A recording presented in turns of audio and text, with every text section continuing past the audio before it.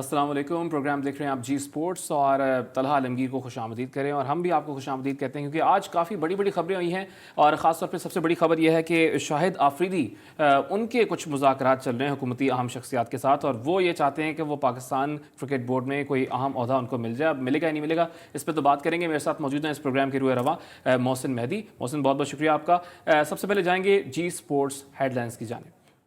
Pakistan cricket की मोहब्बत मुझे यहाँ खींच लाई, लेकिन जवाब में मुझे यहाँ वो मोहब्बत न मिल सकी। पाकिस्तान क्रिकेट के सेटअप को तब्दील करने आया हूँ, लेकिन यहाँ मुझ पर जाती हमले किए गए।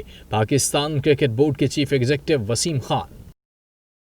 पाकिस्तान क्रिकेट बोर्ड ने नए चीफ सेलेक्टर के लिए क्रिकेटर से राब्ते शुरू कर दिए। शोएब अख्तर ने पीसीबी से राब्ते की तस्दीक कर दी।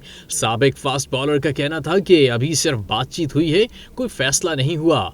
पीसीबी में अपना किरदार अदा करने में दिलचस्पी रखता हूं। कौमी टीम के साबिक कप्तान शाहिद आफरीदी को पीसीबी में अहम जिम्मेदारी मिलने का इम्कान। साबिक कप्तान की हुकूमती अहम शख्सियात से इब्तदाई बातचीत मुकम्मल। सरफराज अहमद का अपनी तनकीद पर एक और शायराना जवाब। सरफराज ने समाजी राब्ते की वेबसाइट ट्विटर पर लिखा है, न मैं गिरा न मेरी उम्मीदों के मीनार गिरे, पर कुछ लोग मुझे गिराने में कई बार गिरे। पाकिस्तान क्रिकेट बोर्ड की जानिब से न्यूजीलैंड के दौरे पर 40 से 50 क्रिकेटर्स को भेजे जाने का इम्कान। टीम में ऐसे खिलाड़ी भी शामिल हैं जिनके नाम तक नहीं जानता।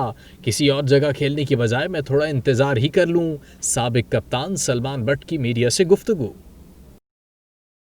ऑस्ट्रेलियाई बैट्समैन बेन डंक ने पीएसएल के मैच को क्रिकेट की बेहतरीन यादों में से एक करार दे दिया।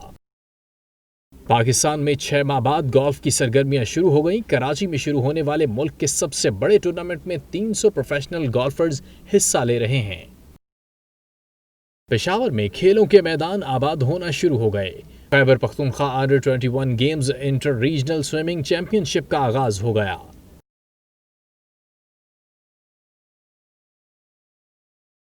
और टूर डी फ्रांस का 11वां मरहला ऑस्ट्रेलवी साइकिलिस्ट के नाम।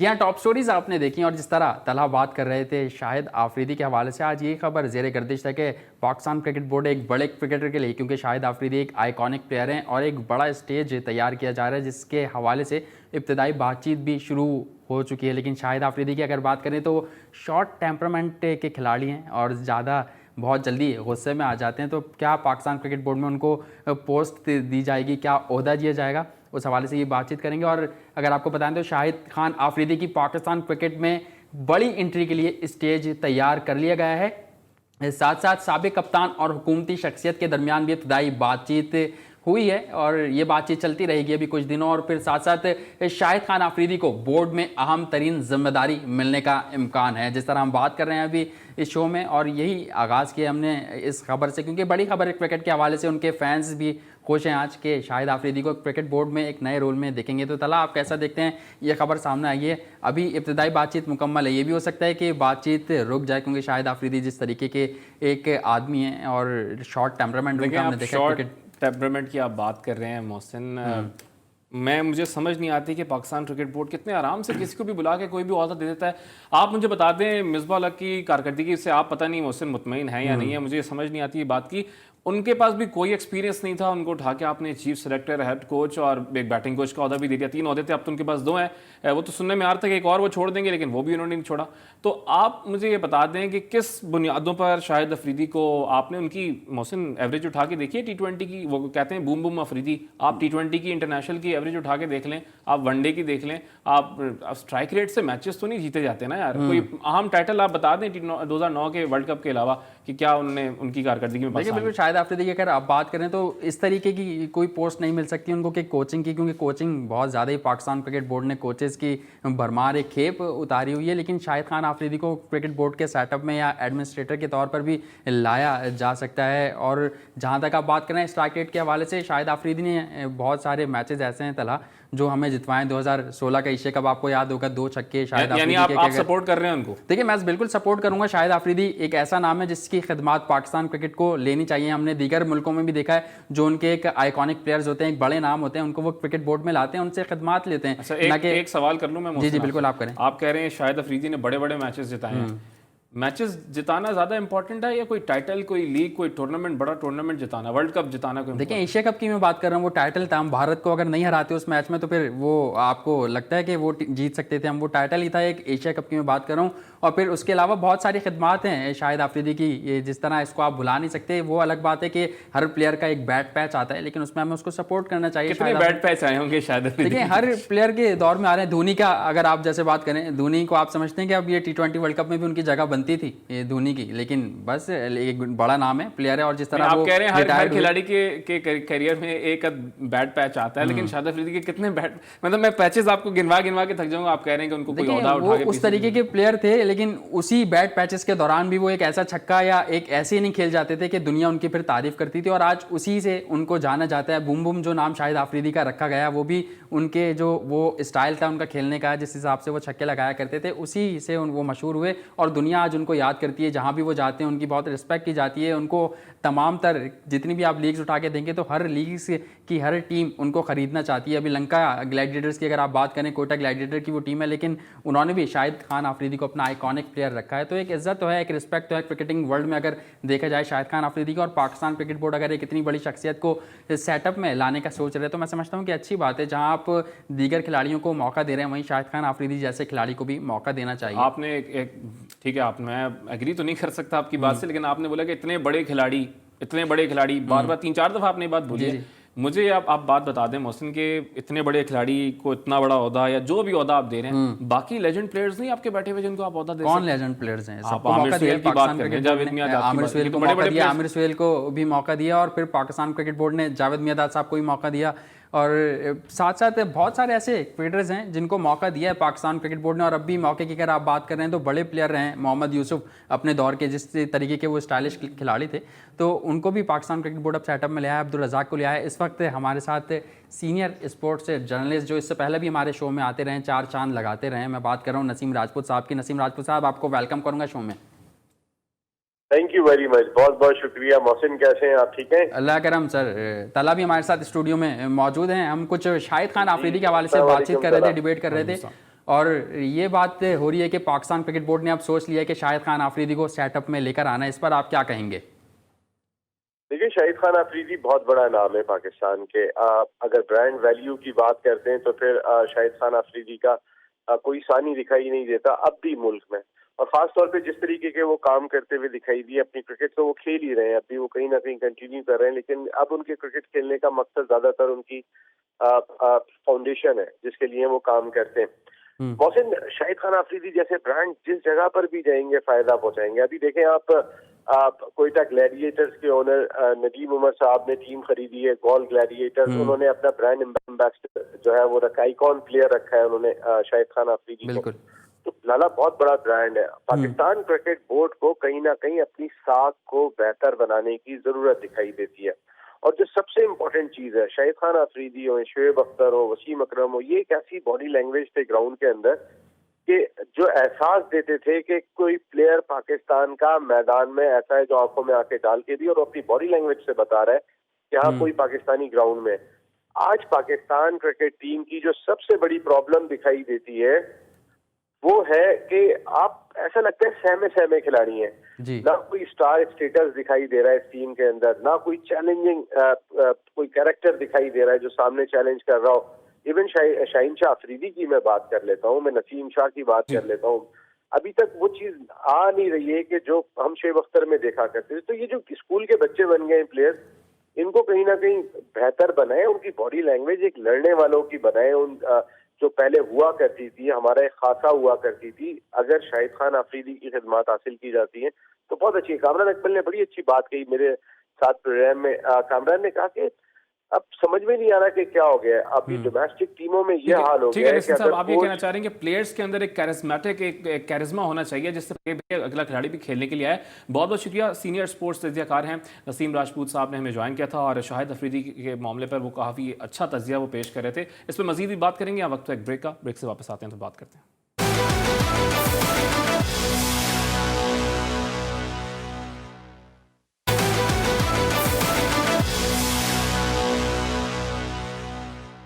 Welcome back in Zee sports. और ब्रेक से कबल नसीम राजपूत साहब हमारे साथ मौजूद थे और इस वक्त हम एक ऐसे गेस्ट ने ज्वाइन किया है जो पाकिस्तान क्रिकेट टीम के साथ भी मुंसलिक रहे हैं 2012 में बॉलिंग कोच के तौर पर, और इस वक्त हम मारूफ फ्रेंचाइज पीएसएल की पेशावर ज़ल्मी के कोच भी हैं और टैलेंट हंट के हवाले से भी बहुत सारी काविशें ये कर रहे हैं। डैरन सैमी के साथ भी होते हैं और पूरे पाकिस्तान से टैलेंट तलाश कर रहे हैं। मैं बात कर रहा हूँ मोहम्मद अकरम साहब की। मोहम्मद अकरम, आपको वेलकम करूँगा शो में। जी थैंक यू, अस्सलाम वालेकुम।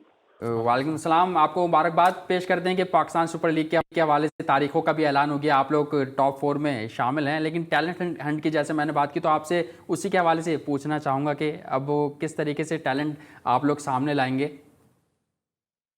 देखो, जब ये कोविड के दौरान हम लोगों ने एक डिजिटल कैंप अनाउंस किया था जब बच्चे घरों में बैठे हुए थे, तो एक आइडिया ये आया था कि किसी तरह बच्चों को एंगेज किया जाए और वो अपनी वीडियोस भेजें, चाहे वो अकेले भी जाके बॉलिंग करके अपनी वीडियो बना के भेज किसी से बनवा के भेज दें। तो उस सिलसिले में हमारे पास हजारों वीडियोस आई थी जिसको हमने अपने हेड ऑफिस में बैठ के थॉरली मॉनिटर किया, चीजें देखी, उसमें से बच्चे सेलेक्ट किए।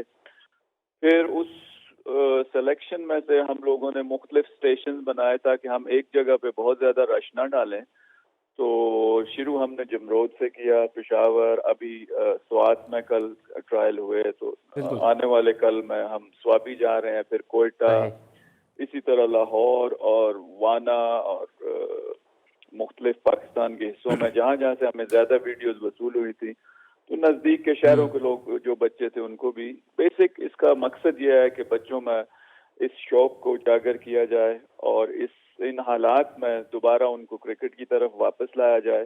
तो जब हम या बाकी फ्रेंचाइजें इस तरह की कोशिश कर रहे होते हैं तो उसमें फायदा बेसिकली पाकिस्तान क्रिकेट का होता है। उसमें कोई ना कोई बच्चा ऐसा मिल जाता है जो एक चमन में वो दीदावार होता है। तो हजारों लाखों बच्चे देखने के बाद एक या दो ऐसे बच्चे मिलते हैं जो आपको फील होता है कि ये फ्यूचर में पाकिस्तान खेल सकते हैं। शौक इससे बढ़ता है। शौक वैसे भी पाकिस्तान में क्रिकेट का बहुत ज्यादा है, तो it's just to keep them busy और एंगेज क्रिकेट में रखने के लिए ये शुरू किया था हमने। बिल्कुल, शौक पाकिस्तान में जो है वो क्रिकेट का बहुत ज़्यादा नौजवानों में। टैलेंट कैसा देख रहे हैं आप? क्योंकि आप जैसे बता रहे हैं कि 1000-2000 प्लेयर्स को देखने के बाद एक आध उसमें से एक टैलेंटेड निकलता है, तो कैसा टैलेंट आपको नज़र आ रहा है? शौक तो ज़ाहिर है सबके अंदर है, लेकिन टैलेंट उभरता हुआ कैसा नज़र आ रहा है आपको? देखो, मैं हमेशा रियलिस्टिक बात करने पे यकीन रखता हूँ। बच्चों के साथ भी रियलिस्टिक बात करता हूँ, तो हमेशा उनको कहता हूँ कि पढ़ाई कभी भी नहीं छोड़नी।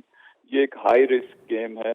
पाकिस्तान में अगर 20-22 करोड़ आवाम है तो मुझे यकीन है कि 2-2.5 करोड़ बच्चा जो है वो क्रिकेट खेलता है। तो ये एक साइकिल होता है जिसमें 10 सालों में 4 या 6 क्रिकेटर बनते हैं। बाकी बहुत सारे बच्चे ऐसे होते हैं जो ज़ाया हो जाते हैं। अब फ्रेंचाइज क्रिकेट होने से ये फायदा हो गया कि बच्चों को अपॉर्चुनिटीज अब ज्यादा मिलती हैं। मेरा ख्याल है जितने भी एक्सपर्ट्स देख रहे होंगे उनको भी पता है कि आप लाखों बच्चे देखते हो, लेकिन वो जो आप होते हो पाकिस्तान के लिए खेल सकता है वो एक या दो मिलते हैं। लेकिन जो बाकी अच्छे क्रिकेटर मिलते हैं, जब वो आपकी सिस्टम में आ जाते हैं तो आपका सिस्टम बेहतर होता है। क्रिकेट कंपेटिटिव हो जाती है उन बच्चों की वजह से। तो टैलेंट बहुत है। अब उसमें देखना ये होता है कि फर्स्ट क्लास वाला बच्चा कौन सा बन सकता है और टेस्ट क्रिकेट वाला कौन सा बन सकता है, एक्सेप्शनल टैलेंट कौन सा है। तो इस स्टेज पे जिस पे हम अभी कर रहे हैं, इस पे तो जो मेन चीज होती है कि बच्चे में शौक बढ़ाया जाए, उसको कुछ इंसेंटिव दिए जाए ताकि वो क्रिकेट की तरफ आए। जब वो खेल रहे होंगे तो फिर आहिस्ता आहिस्ता ये चीजें उसमें से निकल भी आती है। ठीक है, आप ये समझते हैं कि टैलेंट बहुत है, बस निखारने की देर होती है। हमने आपके टैलेंट हंट के हवाले से बात की, लेकिन अब कुछ बात करते हैं पाकिस्तान सुपर लीग के हवाले से, जो नवंबर में कहा जा रहा है कि 4 दिन अनाउंस हुए हैं कि बकिया मैचेस जो हैं वो उन तारीखों में होंगे। तो उस हवाले से पेशावर ज़ल्मी की क्या तैयारियां हैं? और दूसरा ये बात है कि जा रही थी कि अब ये जो मैचेस होंगे इसमें एशियन क्रिकेटर्स हमें एक्शन में दिखाई देंगे। तो आपके पास तो सैमी है और हाशिम आमला वगैरह तमाम ही बड़े नाम हैं, तो आप समझते हैं कि क्या वो वापस आएंगे खेलने? देखो, सारी फ्रेंचाइजों की कोशिश यही होगी, पीसीबी की इन पर्टिकुलर ये कोशिश होगी, पीएसएल कमेटी की, कि वो सारे आए और हमारे बच्चे उनको देखें, उनको करीब से देखें, जिससे बच्चों में एक शौक बढ़ता है। और इतने अरसे के बाद पाकिस्तान में क्रिकेट दोबारा शुरू हो रही है, तो हम चाहेंगे, हम अपनी पूरी कोशिशें कर रहे हैं कि जितने भी हमारे ओवरसीज कोचेज और प्लेयर्स हैं वो तशरीफ लाएं। अभी तैयारियां स्लोली शुरू हो गई हैं, इंशाल्लाह आने वाले हफ्तों में आप देखेंगे कि इसमें तेजी आएगी। बिल्कुल देखना होगा कि आने वाले वक्तों में कैसे चीज़ें आगे बेहतरी की जानिब जाती हैं और किसका चांसेस ज़्यादा है, तो आने वाले वक्तों में पता लगेगा। लेकिन अकरम साहब ये बताइएगा कि PSL 6 के हवाले से खबरें आ रही हैं कि अब तो शायद पेशावर में भी मैचेस हों, तो क्या हाइप क्रिएट हुई हुई है इस वक्त पेशावर में, और जो ज़ल्मी कैंप है उसमें क्या खबरें हैं? पेशावर में जब मैचेस होंगे तो ये बहुत ही खुशाइन बात होगी। पेशावर की आवाम पिछले 5 सालों से इस चीज़ का इंतज़ार कर रही है और मेरा ख्याल है स्टेडियम भी कुछ आखिरी मराहिल में है। तो हम पूरे यकीन रखते हैं कि इंशाल्लाह अगर PCB कह रहा है तो वो करवाएगा उधर मैच, और we can wish them all the very best कि जब भी इस रीजन में क्रिकेट आई, इस वक्त अगर आप ओवरऑल देखो तो इस रीजन से बहुत टैलेंट मिल रहा है, बहुत पाकिस्तान को ये लोग सर्व कर रहे हैं। और हर गली कूचे में, क्योंकि मुझे जाना पड़ता है टैलेंट हंट के अलावा भी कुछ इंफ्रास्ट्रक्चर के कामों के लिए, तो शौक की इंतहा है यहाँ पे। और जब इस तरह की एक्टिविटी पेशावर में होगी तो ये शौक और बढ़ेगा। सही, ठीक है। आपने पेशावर के हवाले से बात की कि पाकिस्तान क्रिकेट बोर्ड को चाहिए, या वो कोशिश तो कर रहा है पाकिस्तान क्रिकेट बोर्ड, ये तमाम तर हम लोग देख भी रहे हैं, दौरे भी हो रहे हैं वहाँ पर। लेकिन अब कुछ बात करते हैं दौरा इंग्लैंड के हवाले से। और वहाँ दौरा इंग्लैंड में अगर T20 सीरीज़ की बात की जाए और लास्ट T20 का जिक्र हो, तो वहाँ हैदर अली ने बड़ा ज़बरदस्त परफॉर्म किया, वहाब रियाज ने शानदार बॉलिंग की। दोनों ही आपके फ्रेंचाइज के खिलाड़ी हैं, तो आपकी उसके बाद कोई बात हुई हैदर अली के हवाले से? मैं ये भी ऐड करना चाहूँगा कि एक जानिब जावेद आफरीदी की परफॉर्मेंस चल रही है टैलेंट हंट प्रोग्राम में, तो दूसरी जानिब हैदर अली भी परफॉर्म कर रहे हैं। तो हैदर से बात हुई है अकरम साहब आपकी? जी बिल्कुल, बात हमारी सारे बच्चों से होती रहती है। जब ये पाकिस्तान के लिए खेलने चले जाते हैं तो ये सारे ही हमारे बच्चे होते हैं। फ्रेंचाइज के लिए तो 1 या 2 खेल रहे हैं, लेकिन जब ये पाकिस्तान के लिए खेल रहे हैं तो वो 11 के 11 या 16 जो होते हैं, ये सारे हमारे बच्चे हैं। और वो सारी धड़कन एक साथ चल रही होती है पूरे पाकिस्तान की। तो असल जैसे मैंने पहले बात किया कि ये टैलेंट हंट, ये फ्रेंचाइज क्रिकेट, ये रीजनल क्रिकेट, इस सारी का मकसद ये है कि यहाँ से बच्चे निकलें और पाकिस्तान का नाम रोशन करें। तो हैदर अली को हम मुबारक देते हैं, उसकी फैमिली को, बल्कि पूरे पाकिस्तान को इस बात की मुबारक देते हैं। हैदर अली को अब मेहनत करनी पड़ेगी, उससे लोगों की एक्सपेक्टेशंस अब बहुत ज्यादा होंगी, क्योंकि उसने पहले मैच में आते ही परफॉर्म किया है। तो अब उसका रियल टेस्ट आने वाला है और उसके कोचेज या उसके साथ जो लोग काम कर रहे हैं, आई एम श्योर कि वो इस चीज पे उससे काम करेंगे कि बेटा अब टाइम है मेहनत करने का, आप में टैलेंट मौजूद है, अब लोगों की एक्सपेक्टेशन, कैमरे, हर एक की नजर आप पे होगी। तो अब यहाँ से आप अपने आप को कैसे कैरी करते हो, आपको एक अच्छा स्टार्ट मिल गया है। तो I am sure Yunus Khan जैसे बंदे, मिसबा जैसे जो खुद लेजेंड थे, इनके साथ काम करके वो इम्प्रूव करेगा इंशाल्लाह। बिल्कुल इम्प्रूव करेगा। लेकिन आपको नहीं लगता अकरम भाई कि अब हैदर अली को एक बार चांस मिल गया, लेकिन उमूमन हम ये देखते हैं कि रिवायत रही है कि एक बार चांस मिल जाता है, फिर ज़ाहिर यंगस्टर हैं तो ऑन एंड ऑफ रहते हैं, कभी खिलाया जाता है कभी नहीं खिलाया जाता। तो ख्वाब तो उनका रोहित शर्मा जैसा था, तो उसको पूरा करने के लिए अब पाकिस्तान क्रिकेट टीम के जो सेलेक्टर हैं, जो बैटिंग कोच हैं, उनको भी चाहिए रेगुलरली उनको खिलाया जाए हैदर अली को। मुझे उम्मीद है कि वो रेगुलर ही खेलेगा। और ये बात भी मैं कहना चाहूंगा कि हैदर अली पे बिल्कुल सिर्फ T20 का लेबल नहीं लगना चाहिए। बिल्कुल, जब हमने उसे पेशावर ज़ल्मी के लिए पिक किया तो उससे पहले वो 2 फर्स्ट क्लास सेंचुरीज बना चुका था, उसका एक अंडर 19 का ट्रैक रिकॉर्ड है। तो हाईली टैलेंटेड बॉय, और मुझे उम्मीद है कि इसको पूरी तरह हम एज ए नेशन तो हम करेंगे ही, लेकिन पाकिस्तान टीम के कोचेज, यूनुस खान जैसे बंदे, मिसबा जैसे बंदे इसको आगे बैक करेंगे। और इस तरह का जो भी टैलेंट आए, जब उसको अपॉर्चुनिटी दें तो एक पूरी अपॉर्चुनिटी उसको मिलनी चाहिए अपना टैलेंट। अभी जो क्रिकेट बोर्ड में लोग काम कर रहे हैं, स्पेशली जो पाकिस्तान टीम के साथ, तो बड़े एक्सपीरियंस कोचेज हैं और वो इन चीजों पे लाजमी सोच रहे होंगे। सही है। आपने हैदर अली के हवाले से बात की कि उन पर टेस्ट क्रिकेट का लेबल नहीं लगना चाहिए। आगे सीरीज़ आ रही हैं, जिम्बाब्वे से जैसे हमारी सीरीज़ है, उसके बाद न्यूजीलैंड से सीरीज़ है। आप समझते हैं कि उसमें भी भरपूर मौका देना चाहिए नौजवान टैलेंट को, हैदर अली को? मुझे यकीन है, क्योंकि मेरी इन कोचेस से भी कई दफ़ा बात हुई है, तो वो भी यंग टैलेंट पे यकीन रखते हैं। और हम लोग चाहते हैं कि कोई ऐसा बच्चा आए और जो आके बाबर आजम नेक्स्ट बन सके, जो उस तरह के यूनुस खान बन सके। तो यही बच्चे होंगे जो अंडर 19 से आते हैं, इन्हीं का फ्यूचर आगे है। हाफिज या बाकी जो लोग हैं, शोएब मलिक, इन्होंने क्रिकेट तो खेलनी है, लेकिन लॉन्ग टर्म में हैदर अली, बाबर आजम, इस तरह के कुछ और जो बच्चे आएंगे, इन्हीं का टाइम है, तो आई एम श्योर कि इनको मौका मिलेगा। बिल्कुल, यंगस्टर्स का टाइम है और आने वाले वक्तों में यंगस्टर्स ही पाकिस्तान टीम बनाएंगे। लेकिन एक जाने पाकिस्तान क्रिकेट टीम में जहां पर पाकिस्तान क्रिकेट बोर्ड चांसेस दे रहा है हैदर अली को, अकरम भाई, वहां पर कामरान अकमल को नज़रअंदाज किया जा रहा है, क्योंकि विकेट कीपिंग में as a batsman, batting wicket keeper, काफ़ी प्रॉब्लम्स नजर आ रही थी। सरफराज अहमद परफॉर्म नहीं कर पा रहे थे, फिर रिजवान आए, वो ऑन ऑफ रहे। अब टेस्ट सीरीज़ में हालिया उन्होंने टेस्ट सीरीज़ में परफॉर्म करके दिखाया है, लेकिन कामरान अकमल को मुसलसल नज़रअंदाज किया जा रहा है। PSL में भी टॉप स्कोरर हैं, डोमेस्टिक में भी रिसेंटली परफॉर्मेंसेस दिखाई हैं, क्या कहेंगे? देखो, हम सिर्फ इतना कह सकते हैं कि PSL का पिछले 5 सालों से टॉप परफॉर्मर है कामरान अकमल।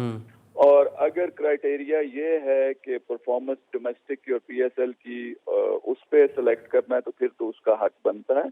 लेकिन डिपेंड करता है कि जो भी थिंक टैंक्स इस वक्त बैठे हुए हैं, वो फ्यूचर का प्लान किस तरह कर रहे हैं, उनके short term, medium term, long term plans क्या हैं, उसमें वो फिट इन क्यों नहीं हो पा रहा, ये तो उनसे सही पता चलेगा। बट अगर प्योरली परफॉर्मेंस बेस सोचा जाए तो फिर उसका हक बनता है। ठीक है, आप समझते हैं कि कामरान अकमल का हक बनता है, लेकिन पाकिस्तान क्रिकेट बोर्ड की मैनेजमेंट क्या सोच रही है, ये अल्लाह ही बेहतर जानता है। साथ साथ वहाब रियाज की मैं आपसे थोड़ा सा बात करना चाहूँगा कि उनको मना कर लेके गए कि आपको टेस्ट सीरीज़ भी खिलाएंगे, और फिर कहा ही गया था कि T20 में तो भरपूर मौका दिया ही जाएगा वहाब रियाज को। तो आप क्या समझते हैं कि वहाब रियाज ने जिस तरीके की बॉलिंग की, फिर उनका एक बयान भी सामने आया कि भाई मैं परेशान था, घबरा रहा था तीसरा मैच खेलने से पहले?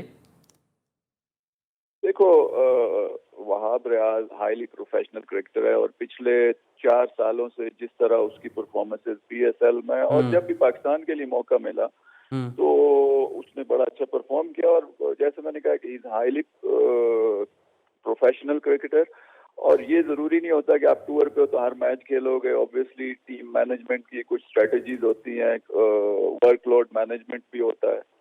तो मैं तो हमेशा हर लड़के से यही कहता हूँ कि अपने मौके का इंतजार करो, और जब मौका मिले तो फिर पूरी तरह उसका हक अदा करो। तो उससे जब मौका मिला तो उसे हमें सबको नजर आया कि उसने परफॉर्म किया, और एक क्रूशियल स्टेज पे उसने जिस तरह की बॉलिंग की।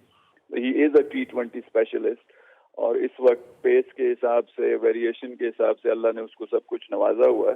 तो यही टाइम है पाकिस्तान को भी, कि पाकिस्तान के लिए या मैनेजमेंट के लिए, कि उससे जितना मैक्सिमम हम कैश इन कर सकते हैं हमें तो कैश इन करना चाहिए, क्योंकि जो यंगस्टर्स साथ मौजूद हैं उनको भी सीखना चाहिए वहाब रियाज से। क्योंकि अमूमन अकरम भाई, हमने ये देखा है कि डेथ ओवर्स के अंदर आकर पाकिस्तानी बॉलर्स कुछ घबरा जाते हैं, लेकिन वहाब रियाज की स्लो बॉलिंग, स्लो डिलीवरीज और उसके बाद यॉर्कर्स, वो डेथ ओवर्स में दिखाते हैं कि कितना एक्सपीरियंस इस वक्त वहाब रियाज के पास मौजूद है। मौजूदा बॉलिंग अटैक जो है उससे कितना मुतमईन है आप अकरम भाई पाकिस्तान के?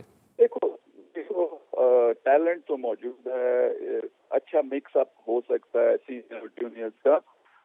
अगेन मैं कहूँगा कि टैलेंट मौजूद है, अब इसको नर्चर करना है, किस तरह इनको हम आगे लेके चलते हैं। सबसे जो इम्पोर्टेंट बात है वो ये है कि हमें T20 और टेस्ट मैच की बॉलिंग अटैक अलग करना पड़ेगा, और ये एक मुश्किल काम होता है, क्योंकि अब जितने भी बच्चे हैं, क्योंकि T20 में एक लाइमलाइट है, पैसा है, तो सारे ही T20 तो खेलना चाहते हैं, लेकिन एज मैनेजमेंट हमें ये डिसाइड करना पड़ेगा। बाकी ममालिक भी डिसाइड कर चुके हैं कि बच्चों को हमने लॉन्ग टर्म कैसे खिलाना है। तो उन्होंने टेस्ट मैच की फीस बढ़ा दी है, ताकि लोग शौक से टेस्ट मैच भी खेलें, और T20 के स्पेशलिस्ट जो हैं वो सेपरेट होते हैं।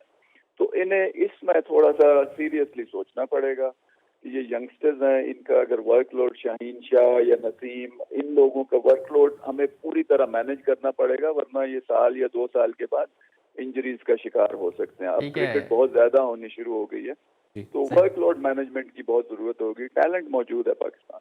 ठीक है, टैलेंट मौजूद है और मैनेजमेंट को चाहिए कि उनको यूटिलाइज सही तरीके से किया जाए। ये एक आपका पॉइंट था। साथ साथ जैसे वहाब रियाज की मैंने बात की तीसरे T20 के हवाले से, वहीं सरफराज अहमद को भी मौका दिया गया था। उन्होंने भी बातें अब सामने आई कि यूनुस खान के मनाने पर मैच खेला। तो आप क्या समझते हैं कि अब उसके बाद से वो तनकीद की जद में, आज भी उन पर तनकीद हुई और उन्होंने शायराना अंदाज में जवाब दिया, शादाब खान ने उसका रिप्लाई भी किया, उनका हौसला बढ़ाया। तो आप क्या कहेंगे सरफराज अहमद के मामले पर? देखो, सरफराज अहमद ने पाकिस्तान के लिए सर्व किया हुआ है, पाकिस्तान का कैप्टन रहा है, चैंपियंस ट्रॉफी आप जीते थे उसकी कप्तानी में, तो उसकी एक रिस्पेक्ट वो डिजर्व करता है, वो हमें करनी चाहिए। वो हमारा पाकिस्तानी, हमारा बच्चा है। परफॉर्मेंस होनी या ना होनी एक अलग बात है। हम सारे इस फेज से गुजरते हैं और जितने भी क्रिकेटर हैं गुजरते हैं। एज ए सीनियर क्रिकेटर अगर वो साथ गया था तो उसको चांस मिलना चाहिए था। आखिरी में अगर मिला तो भी मेरी तरफ से तो यही हिदायत होगी कि आप अपनी कुछ चांस मिलना चाहिए था। अकरम साहब ये कह रहे हैं कि प्रॉपर चांस अभी बहुत बाकी है आपकी, और उतार चढ़ाव क्रिकेट में आता रहता है, इन चीजों से डरना नहीं चाहिए। अकरम भाई सॉरी, यहाँ आपकी बात कट करूंगा और ब्रेक का वक्त हुआ है। ब्रेक के बाद जब आएंगे तो इस डिस्कशन को मजीद आगे बढ़ाएंगे।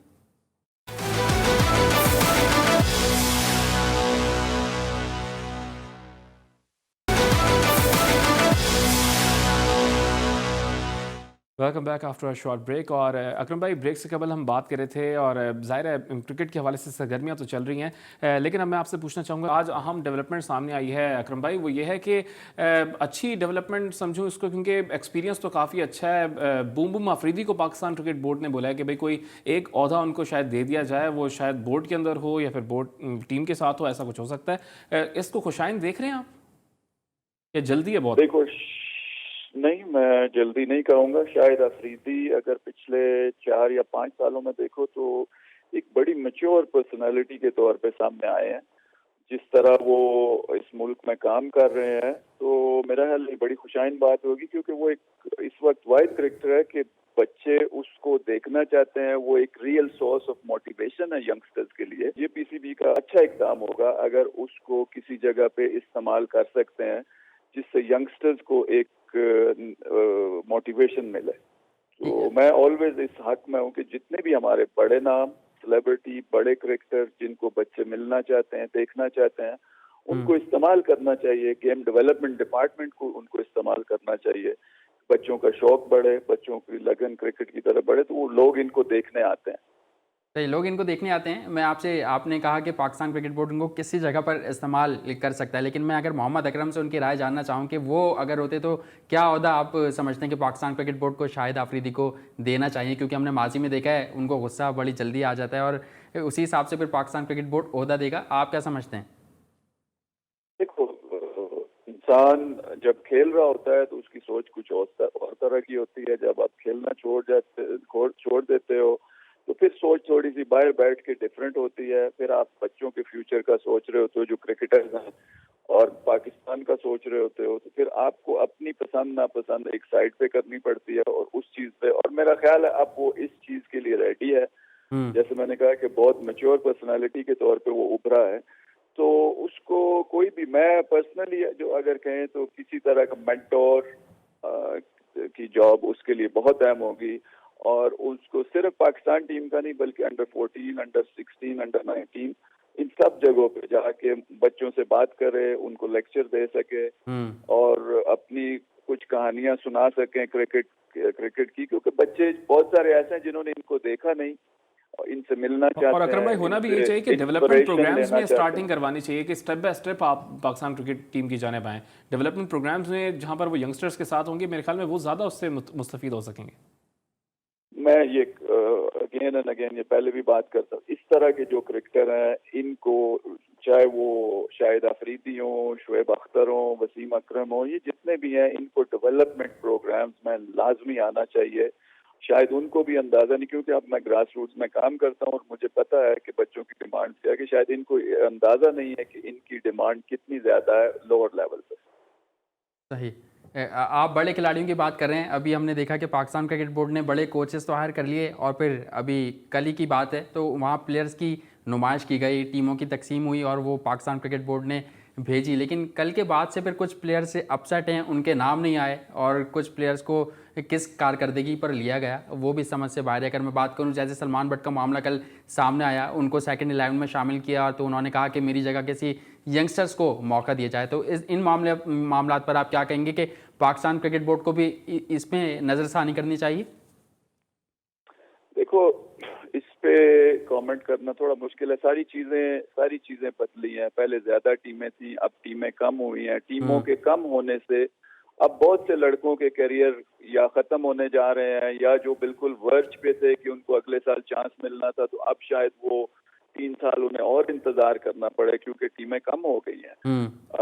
लेकिन अब मैनेजमेंट कंप्लीटली नई है और अच्छे लोग आए हैं, इसमें कोई शक नहीं है, प्रोफेशनल लोग आए हैं, लेकिन इनको डिसीजन मेकिंग बहुत सोच समझ के करनी चाहिए। बच्चों के करियर के बारे में जरूर हमें सोचना चाहिए। हम as a player, ex player, हम ये जरूर सोच सकते हैं कि ये नई मैनेजमेंट है, इनको टाइम देना चाहिए। सही। अच्छा, नई मैनेजमेंट इनको टाइम तो ज़रूर देना चाहिए। हमने देखा कि 2 दिन पहले मिसबाह हक ने प्रेस कॉन्फ्रेंस की थी वापस आने के बाद दौरा इंग्लैंड से। वो अपनी 1 साल कारकर्दगी से बहुत मुतमईन हैं। आप मुतमईन हैं इनसे अकरम भाई? देखो, जैसे मैंने कहा कि ये अभी 1 साल का अरसा हुआ है, 1 साल अभी पूरा नहीं हुआ। उसके साथ जो मैनेजमेंट आई है वो भी नहीं है, तो थोड़ा सा टाइम ओवरऑल मेरा ख्याल है इन सब को अभी मिल बैठने का मौका नहीं मिला कि एकेडमी के कोचेज आए हैं, डोमेस्टिक क्रिकेट के डायरेक्टर्स आए हैं, तो इन सब को मिल बैठ के मैं पर्सनली ये फील करता हूँ कि इससे पहले कि मैं इन पे कोई कमेंट करूँ, इनको काम करते हुए देखना चाहूंगा, इनको थोड़ा टाइम देना चाहूंगा, और उसके बाद ऑब्वियसली चाहे मीडिया हो या हम क्रिकेटर्स हो, अगर ये अच्छा कर रहे होंगे तो हम इनकी तारीफ करेंगे, अगर ये अच्छा नहीं कर रहे होंगे तो हम क्रिटिसाइज भी करेंगे। ठीक है, आपने पाकिस्तान क्रिकेट बोर्ड के सेटअप मिसबाह उल हक के हवाले से बात की, लेकिन मैं जानना चाहूँगा इमाम उल हक भी आपकी फ्रेंचाइज का हिस्सा हैं, और जब से इमाम उल हक की मैनेजमेंट गई है तो उनको मौका नहीं दिया जा रहा, उनको थोड़ा सा दूर रखा गया। और फिर अगर बात करूं बलूचिस्तान टीम की डोमेस्टिक के हवाले से, तो वहाँ हारिस सुहेल कप्तान है, जबकि उसी टीम में इमाम उल हक भी मौजूद हैं और बिस्मिल्लाह खान को नायब कप्तान बनाया गया है। तो इस हवाले से आप क्या कहेंगे? देखो, ये कप्तानी या वाइस कप्तानी ये इतनी बड़ी हमारे लिए मैटर नहीं करती एज कोचेज या क्रिकेटर्स, एज लॉन्ग एज उन्हें अपॉर्चुनिटी मिल रही हो। ये जो रीजनल टीम्स होती हैं या फ्रेंचाइज होती हैं, ये इन बच्चों के लिए प्लेटफॉर्म्स होते हैं अपनी सलाहियतें दिखाने के लिए। तो मेरा ख्याल है उसको एज ए मोटिवेशन लेना चाहिए, ना कि वो उससे कोई परेशानी होनी चाहिए। जाके अपनी गेम पे कंसंट्रेट करें और जाके सेंचुरियां करें और सिलेक्टर्स को मजबूर करें कि उन्हें सिलेक्ट करें। ठीक है, all the best Mohammad Akram भाई, आपको बेस्ट विशेस हम आप देंगे। बहुत बहुत शुक्रिया, आज आपने प्रोग्राम में टाइम दिया। लेकिन बेस्ट विशेस कि आप पाकिस्तान के लिए इसी तरह काम करते रहें और नया टैलेंट जिस तरह हैदर अली आया, जिस तरह दीगर टैलेंट आप लेकर आ रहे हैं और पाकिस्तान की जो नेशनल टीम में 7 प्लेयर्स हैं उनको दोबारा फॉर्म में लेकर आ रहे हैं, उस तरह मजीद आप काम करते रहें। आपका बहुत बहुत शुक्रिया, आपने प्रोग्राम में टाइम दिया। हाँ भाई मोहसिन, एग्री करेंगे 1 साल कारकर्दगी पर बोल तो दिया उन्होंने कि मिसबाह उल हक साहब ने कि मुतमईन है, लेकिन अकरम भाई कह रहे हैं कि थोड़ा टाइम आप और दें। आप देंगे टाइम मिसबाह को? देखिए, टाइम किस हवाले से टाइम दिया जाए मिसबाह उल हक को कि जो उनकी कारकर्दगी रही है, अगर आप देखें कौमी टीम की कारकर्दगी, आप उसमें टाइम दे सकते हैं कि अगर आप मिसबाह उल हक की बैटिंग की बात करें, नो डाउट बहुत बड़े बल्लेबाज रहे हैं, लेकिन ज़रूरी नहीं कि एक बल्लेबाज एक अच्छा कोच और एक चीफ सेलेक्टर हो सकता है। मैं समझता हूँ कि अगर मिसबाह उल हक को टाइम देना है या टाइम लेना है तो फिर उनको यही करना होगा कि पाकिस्तान क्रिकेट बोर्ड में जो एक उहदा है उस पर रहें और उसकी सारी जिम्मेदारी वहीं फोकस करें। जैसे हम क्रिकेट पर बात कर रहे हैं तला, और हमारी कोशिश यही होती है कि हम क्रिकेट के अलावा भी तमाम तर खेलों पे बात करें, उनकी अपडेट्स लें और वो अपडेट्स अपने नाजरीन तक को पहुंचाएं। तो फिर आज पेशावर में खेलों का वैसे तो खेलों की सरगर्मियां आबाद हो ही गई थी, लेकिन आज एक और खेल आबाद हुआ है। वो क्या खेल है वो अपने नाजरीन को सुनाते हैं। बिल्कुल, ये बात तो कंफर्म हो चुकी है कि क्रिकेट से बाहर भी हम लोग आ सकते हैं। और बाहर आके ये है कि पेशावर के जो आवाम है उनके लिए ये खुशखबरी है कि खेलों की सरगर्मियाँ वहाँ पर दोबारा बहाल होना शुरू हो गई हैं और खेलों के मैदान जो हैं, चाहे वो डिफरेंट फॉर्मेट की क्रिकेट हो, चाहे वो दीगर स्पोर्ट्स हों, स्विमिंग जैसे कि आपने देखा, तमाम खेल जो हैं वो अब आबाद बिल्कुल बहुत ज़रूरी है। चाहे पेशावर हो, कराची हो या पाकिस्तान का कोई भी शहर हो, उसमें ये तमाम तर खेल आबाद होने चाहिए। और हमने भी आपको अपने तमाम तर खेलों से आगाह किया, जो हमारी हेडलाइंस थी वो सारी आपको बताई, और यकीनन हमारे नाजरीन को आज का हमारे प्रोग्राम पसंद आएगा। इसी के साथ साथ अच्छा मोहसिन, वक्त तो यहाँ पर ख़त्म हो गया है। हाँ। लेकिन आप बड़ा फुटबॉल की दुनिया के जो हमारे जो नाजरीन आप देखते हैं, मेसी मिसबाह वो जो 3 M आप कह रहे थे ना, मानी भी कह रहे थे, सबके जवाब आपको देंगे। लेकिन मंडे को इंशाल्लाह हम दोबारा मुलाकात, बिल्कुल मंडे को इंशाल्लाह हमारे नाजरीन से हम दोबारा मुलाकात करेंगे। और इसी के साथ साथ मैं समझता हूँ आज का एपिसोड भी हमारे नाजरीन को यकीनन पसंद आएगा। और यहीं मोहसिन मेहदी, तलहा आलमगीर और जी स्पोर्ट्स की पूरी टीम को इजाज़त दीजिए। आपसे अगले हफ्ते फिर मुलाकात होगी। अपना ख्याल रखिएगा। अल्लाह हाफ़िज़।